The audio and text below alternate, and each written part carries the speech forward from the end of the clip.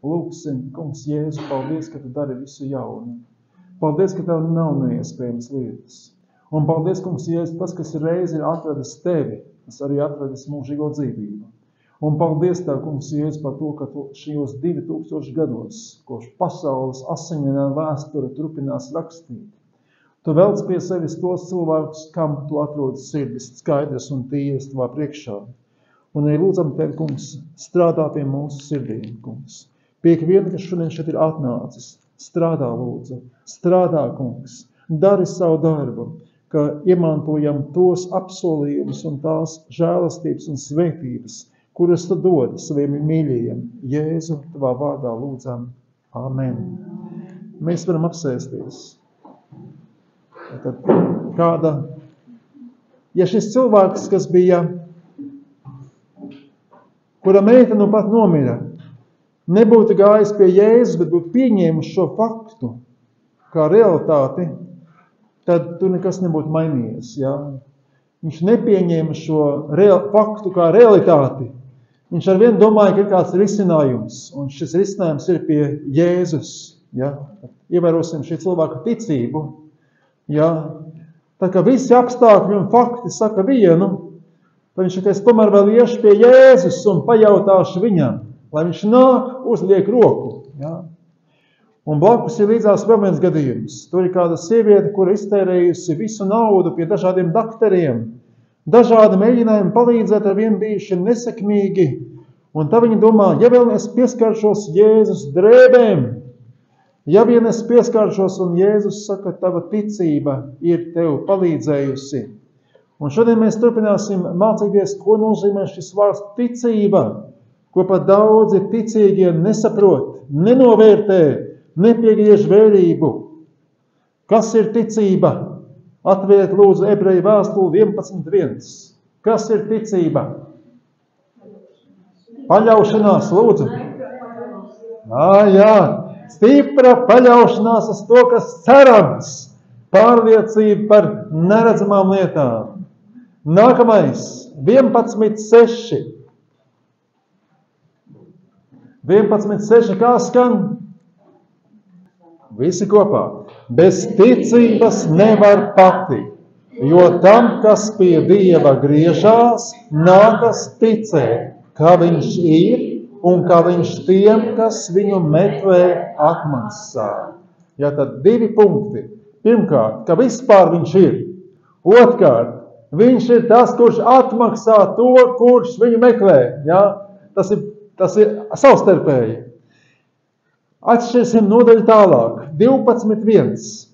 Tāpēc tad arī, kur ap mums visapkārt tik liels pulks liecinieku, un šeit ir tā, ka tulkojums ir nepareizs.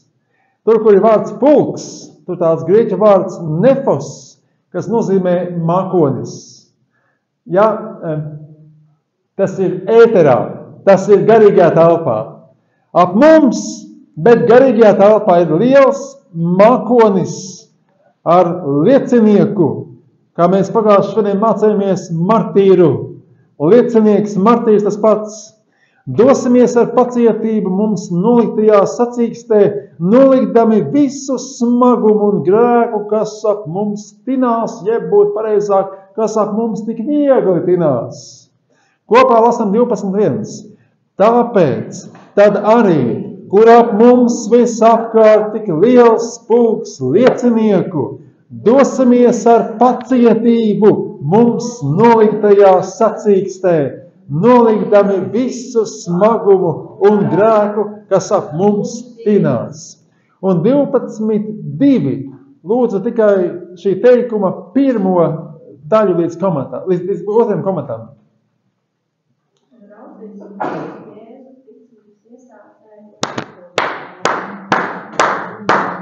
Un raudzīsimies uz Jēzu, ticības iesācēju un piepildītāju, kas atkal, ja mēs tulkot pareizāk, ticības dibinātāju un perfektu izpildītāju, jo viņš perfekti visu izpildīgo tēvs viņam lika perfekti, līdz pat krusta nāvei perfekti. Nevienas vainas pie viņa neatrada. Tad, kad vēlams teica, es tev došu visu pasauli, ja man pielūgsīs, no! Ir rakstīts, tikai Dieva tev būs pielūgt, ja? Un tālāk būtu jātulko sekojoši, šis pats 12.2. Kas Jēzus Kristus, redzēdams prieku, kas viņu gaida, redzēdams to, kas viņu gaida pēc krusta, redzēdams prieku, kas viņu gaida, pacieta krustu, krusta kaunu, nicināšanu, ir apsēdies Dieva tronim pa labai rokai. Ticība ir redzēšana. Ticība ir tad, kad tu redzi savu balvu. Jā, tu redzi nevis tos apstākļus, kas tevi kavē no balvas, bet balvu. Tad, kad sacensībās skrien maratoniste, tad viņa redz to pirmo vietu. Jā? Tur priekšā 40 km un vairāk, bet viņi redz to balvu, kas viņu sagaida priekšā, un šodien tās ir lielas prēmijas. Jā? Tad piedalīsimies sacīkstēs. Un šis atgādina man šo fantastisko stāstu par Martiņu Luteru Kingu. Ziniet šo stāstu, jā? Nu, nepatika, kā viņš sludina. Nu, nepatika, vai ne? Viņš teica, šajā valstī tomēr konstitūcijā rakstīts, ka visi cilvēki ir vienādi. Bet realitātē bija tā, ka baltie un melnie. Un viņi pat nebrauc vienā autobusā, nedrīkstēja. Bet Mārtiņš Luters teica, bet pasties, kas mums konstitūcijā rakstīts, ka mums visiem ir vienādas tiesības. Kāpēc mēs dalāmies? Un es teicu, man ir sapnis, ka vienu dienu melnais puisis ar balto meiteni kopā draudzēsies, jā? Un cilvēkiem tas nepatika, un viņi domāja, zini ko? Tad un tad viņš brauks no punkta A uz punktu B, mēs viņu nošausim. Bet pēdējās prediķī, ko Mārtiņš Luters teica, pagājušajā naktī Dievs man bija uzvedis augstā kalnā. Un es redzēju, kas mani gaida, un es vairs nebaidos no nāves. Ja? Tas ir ticība. Tā kļūst, Dieva apsolījums tev kļūst par realitāti. Un reizēm ir tā, ka Dievs personiski tev atklājās, lai sagatavotu tev, kam tu ej cauri. Jo tu ej cauri kā uzvarētājs, turēdams ticību. Šodien mēs mācāmies par ticību. Jā, un arī šodien Mārtiņš Luters Kings ir tajā mākonī, ja, tajā pulkā, kas ap mums šodien tinās. Ja. Ap mums garīgā telpā nav robežas. Tur nav distance, neko nenozīmē. Ja. Un Mārtiņš Luters Kings skatās tagad, ja, viņu nošāva viņa ticības dēļ, ja, viņš skatās uz tevīm, uz manīm. Ja. Kā tu ej cauri tavu ticības ceļam, kuru Dievs tev priekšā sagatavojas. Ja? Viņš skatās, kā tu izturētu, kā tu aiziet līdz galam, kā tu paņemtu to vainagu, kas sagatavots tajā vietā, kur tu šķērsosi finiša līniju. Atklāsmes grāmata 1.7. Vai ir kādam atklāsmes grāmata 1.7? Vaļā? Jā. Viņš nāca padevišiem, viņu redzēja katra un priekšā viņu dūri, par viņu laimanāt visam Jā, šis vārds padevišiem ir tas pats mākoņiem, tas pats pulks, jā. Tad, kad Jēzus nāk, jā, kādreiz mākslinieki uzzīmē viņu uz mākoņa, jā. Nu, tā ir karikatūra, jā. Viņš nāk kopā ar savējiem. Un tie veido šo mākoni, jeb padebes, jeb pulku. Ja? Un dažkārt cilvēki ar tulkojumiem tā kā iztulko tā, lai, ka Jēzus uz mākoņiem vai ne kaut kā tā. Nē, šis mākonis šis ir ēters, garīgā telpa, un ap viņu ir šie te, kuri nošauti, vai pat tam nav obligāti. Ja, bet galvenais, ka viņi turējuši savā mūžā ticību. Man bija viens tāds sapnis. Un bija tāds gadījums, ka tur vienu cilvēku, kurš tā kā zināms, ka viņš ir ticīgs cilvēks, viņu nosita, ja? Un tad es kaut kā domāju, viņš ir martīrs. Un tad man bija sapnī, ka Dievs man teica, Ivar, ja gadījumā cilvēku nosita, tāpēc, ka viņš neiedeva dzērājumu 2 eiro, nesauc viņu par martīru. Esi uzmanīgs arī šiem vienam. Tas, ka cilvēks neiedod dzērēm 2 eiro un dzērēs nost, vēl nenozīmē, ka viņš ir martīrs. Nē, jā. Viņš vienkārši, jā, es uzmanīgs arī ar šiem vārdiem, jā. Nu jā, tātad 19. gadsimtā Vācijā, Motlingenā, mazā ciematā kalpoja mācītājs Blumhards. Apmēram no 1840. līdz 1880. gadam, un šajā draudzē Motlingenā notikās kristīgā atmoda. Tur bija daudz dziedināšanu, tur bija daudz zīmju un brīnumu. Notika šajā draudzē, ko vadīja mācītājs Blumhards. Pēc vecā Blumharda nāves draudzi vadīja viņa dēls Kristavs Blumhards.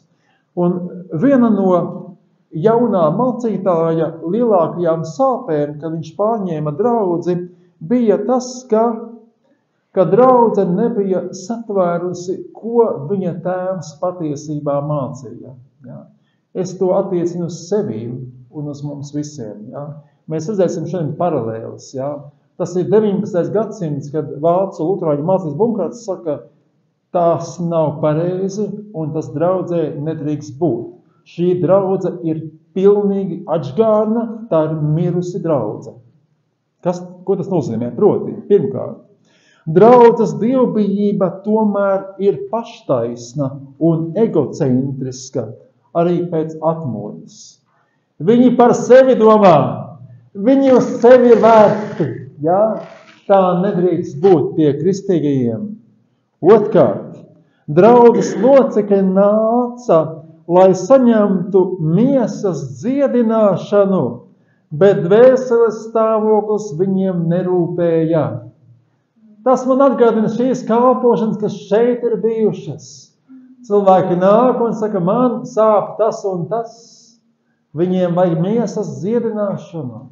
Bet galvenais ir dvēseli, ko cilvēks var dot par savas dvēseles pestīšanu. Neko. Ja? Kas ir galvenais? Vesels cilvēks iekšā, āriene pat pa sevi nāk līdzi. Ja iekšā ir vesels cilvēks, āriene automātiski veseļojās. Trešais. Draudzes dievbijība ir duāla. Savās lūkšanās tie grābstās pa augstajiem plauktiem, bet pēc reālām dzīvei vajadzīgām lietām tie Dievu nelūdz. Ja? Un cik bieži tas pie mums? Jā, tur, jā, tā.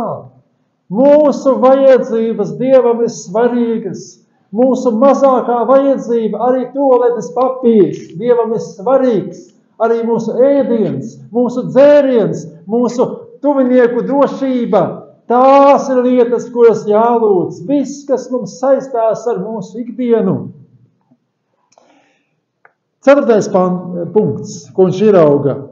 Viņi lūdz par ārējām svētībām, par vispārējām svētībām, bet tādu lietu, ka viņi varētu dzīvot mierā. Viņus tas neinteresē.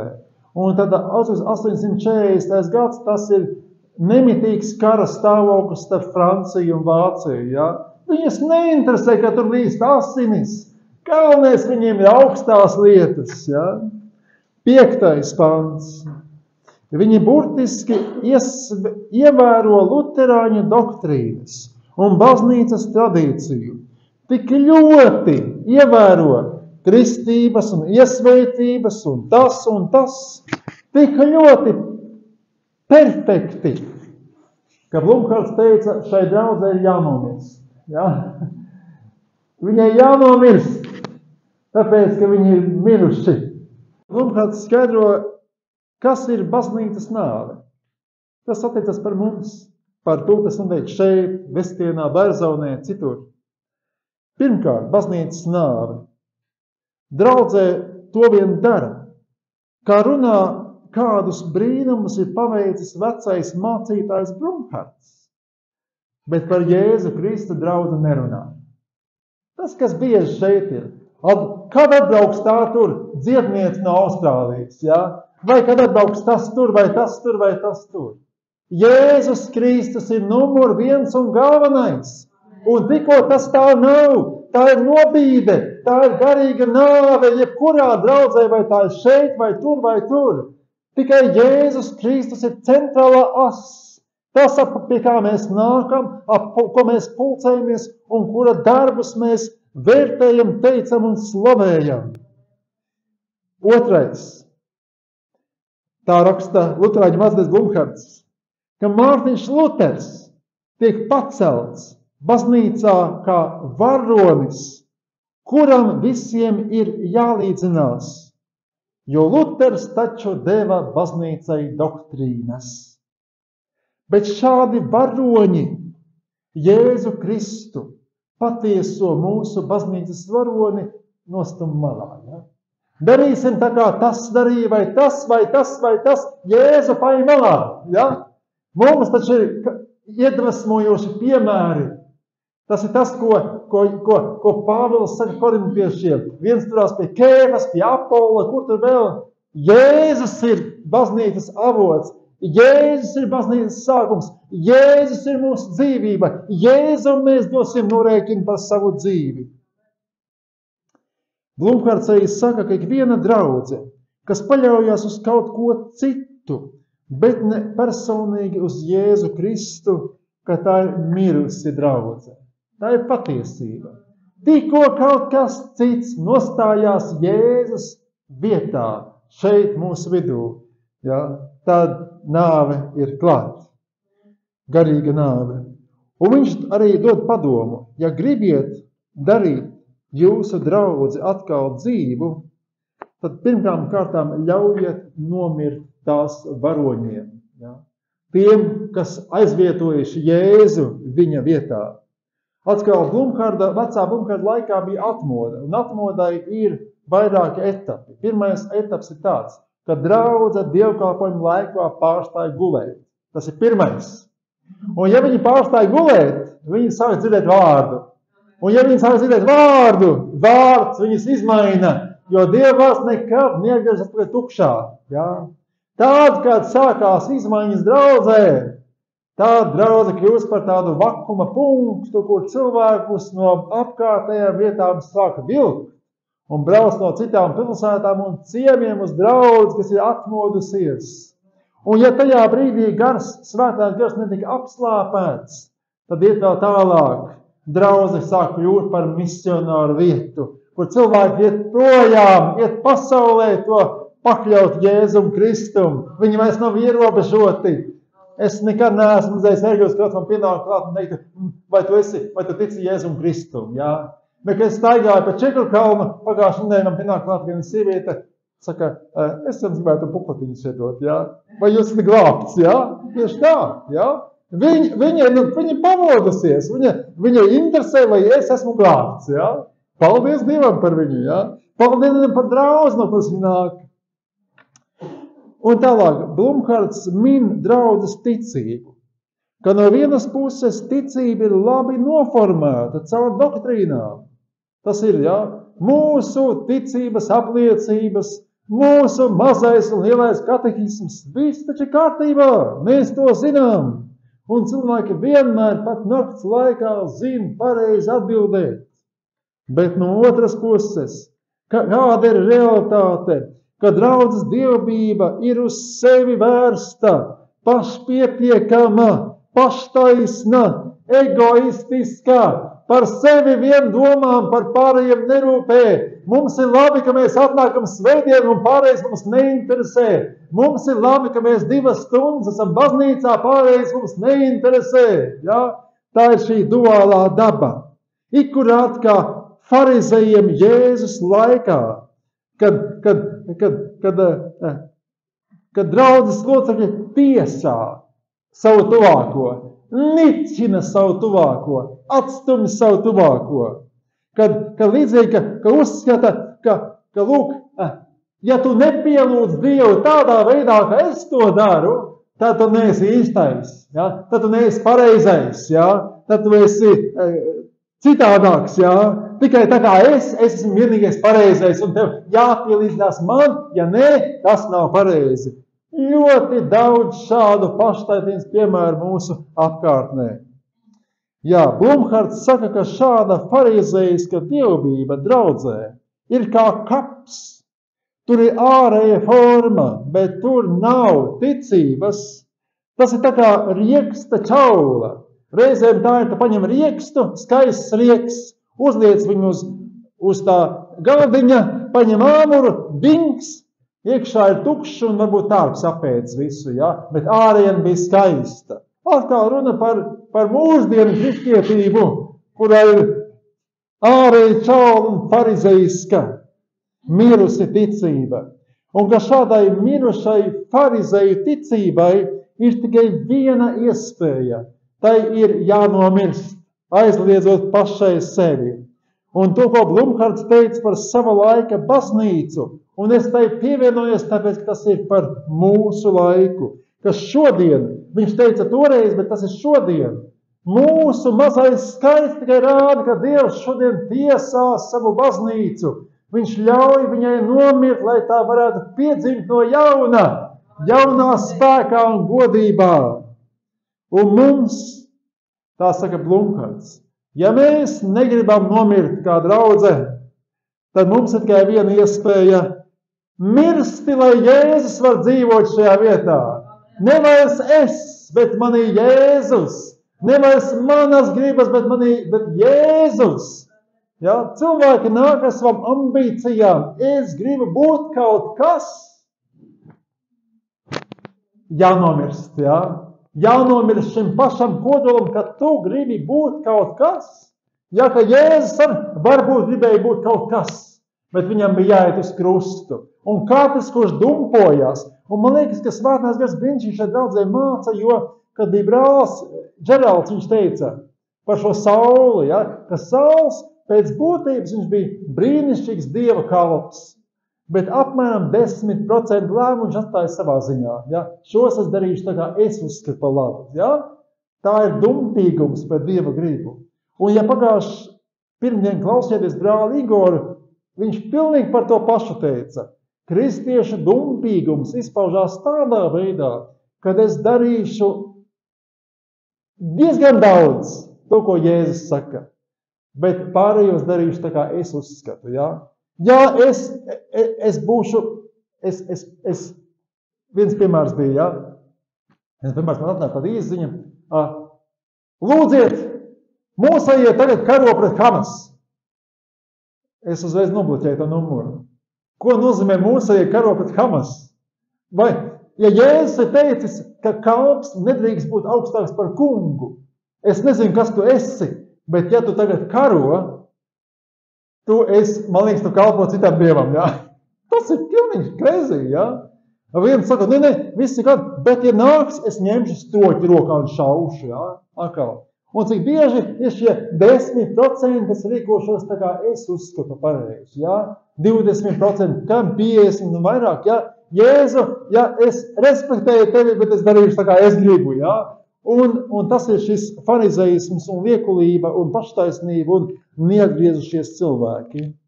Ja tad Jēzus nomira Golgātā ārpus pilsētas, bet augšām cēlies viņš jau ir pilsētā. Uz to Blumhards saka, tas ir par mani un par tevi. Ja? Tajā brīdī, kad draudze nomirst sev, tad viņa augšām ceļās pilsētā, kā pilsētas dzīvība, kā zemes sāls, kā gaisma. Ja? Kā jau teicu, ja, šie jautājumi, kad jums atkal būs tāda dziedniece no Austrālijas? Ja? Viņiem ir normāli, ka baznīcā ir dziedniece. Ja? Tas ir normāli, jo viņi iet pie dziedniekiem. Ja? Un viņi nesaprot garīgas lietas. Viņi domā, ka tam cilvēkam kādas spējas, ja? Tāpat kā visiem pārējiem. Un atkal, tas ir Jēzum nolaupa to, ko Jēzus dara. Ja? Tas ir apkaunojums Jēzum, kurš cilvēkus dziedina un kurš vienīgais ārsts. Vai nav tā, ka Voldemārs grib, lai visi tic tā, kā viņš tic, vai ne? Un ik viens, kurš netic tā, kā Voldemārs tic, tad tas ir nepareizais, ja? Cik bieži ir šādi gadījumi, ja? Tikai tā kā es un ne savādāk. Un tas ir pretēji kristīgajam garam.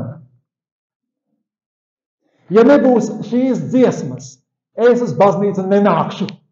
Ja visi nedziedās tā kā es gribu, es nenākšu. Ja? Atkal tas pats vecais cilvēks, vecais šī čaula parāda, ka es kaut kas esmu. Ja? Ja nebūs tā kā es gribu, tad es nenākšu. Ja? Cik bieži tas ir redzams pie mums? Es savu roku tuvākajam nedošu. Tā ir. Ja? Saprotiet, tas cilvēks negrib akceptēt, ka Jēzus ir viņu tāpat izpestījis kā mani. Ja? Ka viņš mūs ir salīdzinājis. Es viņam nedošu roku. Ja? Es neesmu tāds kā viņš. Ja? Jūs ziniet šie piemēri, kas ir ārkārtīgi dzīvi arī mūsu vidū, kur farizējs kā čaula, ja? Ka mēs negribam sevi pakļaut rakstiem, ja? Mēs negribam pakļaut vārdam, kas bija mūs darīt dzīvus. Vai viņš ir kristīts? Vai viņš ir iesvētīts? Ja? Mēs uzdodam tik bieži daudz jautājumus, kas saistās ar cilvēku pavēlēm, bet neprasam, vai tu esi atgriezīts. Ja? Vai tu esi kristīts ar svēto garu? Ja? Tas ir Bībelē, bet tā nav mūsu valoda, jo mēs neesam tā mācīti un tā tālāk. Ja? Pagājuši te bija viena reize apakaļ, kad šeit bija kāds cilvēks, kuram viņam bija ļauns gars. Un tur brālis Igors par viņu lūdza, un tā kādas reizes nenotikās, un es teicu, nākam apkārt, ja? Lūdzam. Un tad šo cilvēku sāka kratīt, ja? Tā ka maz nelikās.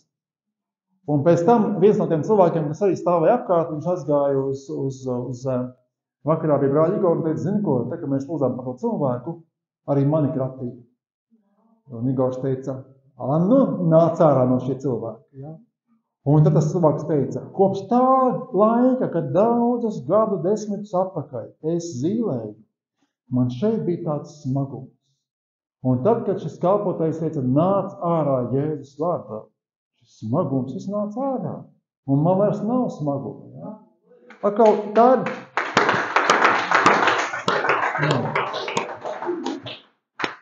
Ja. Ar to es šodien tikai gribu pateikt, ja? Draudze. Ja? Jēzus no mums gaida dzīvu ticību. Ja? Es nezinu, cik no mums būs paliksies pēc kāda laika šeit, bet vienu es zinu. Es uzņemos atbildību par to, ka tad, kad sāks raisīties atklāsmes grāmatas notikumi, kad ik viens, kurš nebūs kristīts ar svēto garu, ja? Viņš ir citā kategorijā. Ja? Tāpēc mans uzdevums ar vienu draudzē jābūt dzīvai un svētā gara kristītai. Un tad visas lietas mums ies pāri, jo Dievs ir mūsu pusē, esiet svētīti Jēzus vārdā. Amen!